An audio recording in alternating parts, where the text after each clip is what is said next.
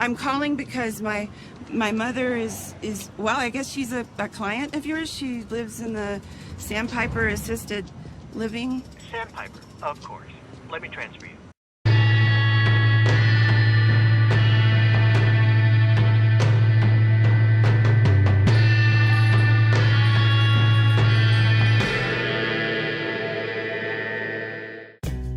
Hey guys, Kiwi here, warning of spoilers for Breaking Bad, El Camino, and Better Call Saul up to Season 6, Episode 6. In this video, I'll be breaking down and discussing Jimmy getting Francesca to help him with a con over the phone. Subscribe to the channel and follow me on Twitter for more Better Call Saul and Breaking Bad updates. And if you really enjoy what I do here, maybe even consider checking out my Patreon, or give back to the channel by clicking the Super Thanks button under the video. With that being said, let's jump into the breakdown. On speaker and let me hear.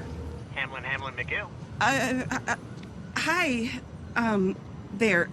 This sneak peek features Jimmy getting Francesca to do a little phone call, as he puts it. I find it funny how Jimmy's already involving Francesca in his schemes, and I love how we're seeing this so soon. This is exactly the kind of thing I was hoping for and looking forward to when we knew Francesca was going to return. I believe that Francesca has taken similar phone calls for Saul in Breaking Bad, as she's one of the only people that he trusts, as he told her in episode 605. Why me? Because I trust you. And what happened last time, I want to make it up to you.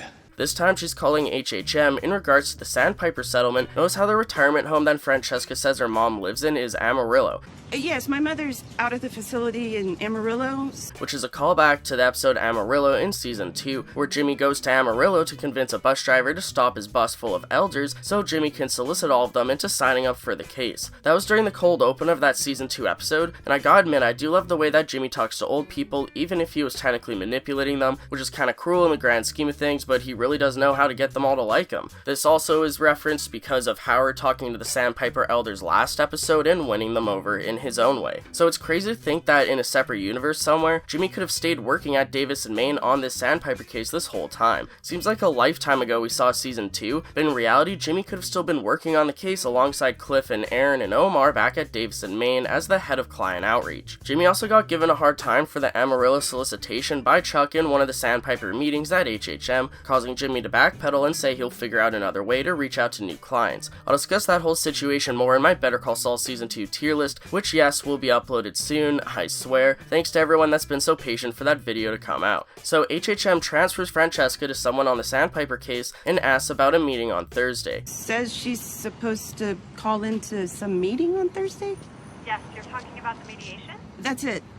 The woman on the phone confirms that they're talking about the mediation, which is referencing the build-up that we got in 605. We have our first mediation session in a couple of weeks. Oh, already. Who'd you get? Hope it's not Roger Patch. No, it's not. It's a new guy. A retired judge who lives up in Santa Fe, Casimiro.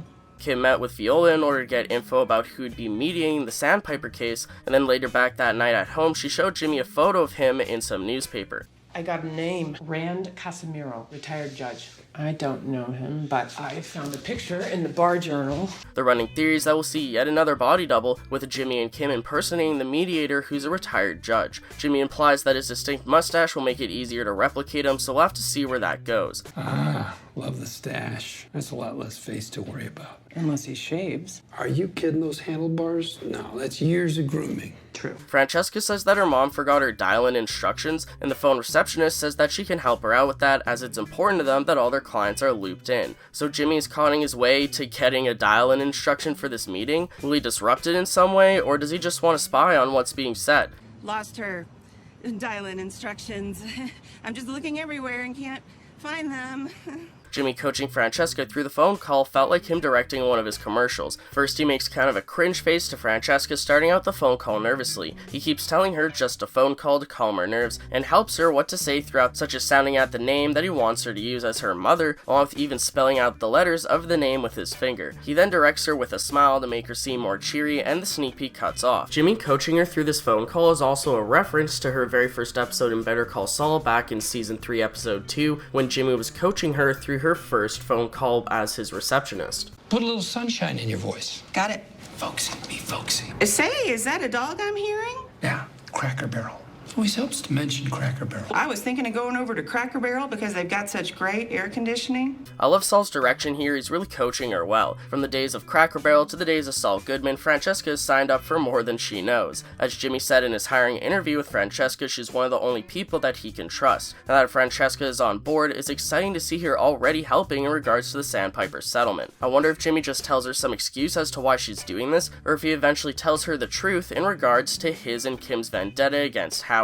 I'm thinking that maybe he might tell her that they want Sandpiper to settle so that they can get all the money, and maybe they'll give her some of that money, but maybe they'll leave out the part about how they're specifically targeting Howard. And then note that this sneak peek happens while they're in the back alley of Saul Goodman's office. This is the same spot where Huel and QB loaded up Walt's barrels of money into a van in Breaking Bad. Oh, and I also really quickly wanted to share some promo image teasers for episode 606. First, there's Howard talking with his wife Cheryl, proving that we'll see her on screen for the first time. And then there's also more images of Kim and Jimmy going to see Caldera, and this proves that it is Caldera that gives them the coded contact notebook, along with possibly Ed's number too. So I was talking to a buddy about this, and our leading theory is that Caldera might be retiring from the game due to back in season 4 while saving Nacho's life, he said he was getting sick of all this cartel stuff. So maybe Caldera's the first person that disappears via Ed, with maybe Kim being the second. I'm also not sure why he's giving Jimmy his contact book. Either one, maybe he thinks that he just won't need it anymore, or two, it could have some greater significance in that he's sort of handing the torch over to Jimmy in regards to being that criminal contact guy. I have a few normal videos planned for this weekend. Check back later for a Lalo in Germany video, along with my full 605 review and recap. I'd appreciate a like on the video if you've enjoyed anything I've said today, and if you're new to the channel or just haven't yet already, subscribe and hit that bell notification to stay updated on when I post new content on Better Call Saul and Breaking Bad. Check out my Patreon to help support the channel financially. If you got a few spare bucks lying around, it'd mean a lot, and also thanks to those who have already. But also, if you want to support the channel financially but you don't use Patreon, I've recently been given the ability to enable super thanks under my videos, so go ahead and check that out if you want. But most importantly, I thank you all so much for watching, and until next time, I'll talk to you guys later. Peace out. B-E-R.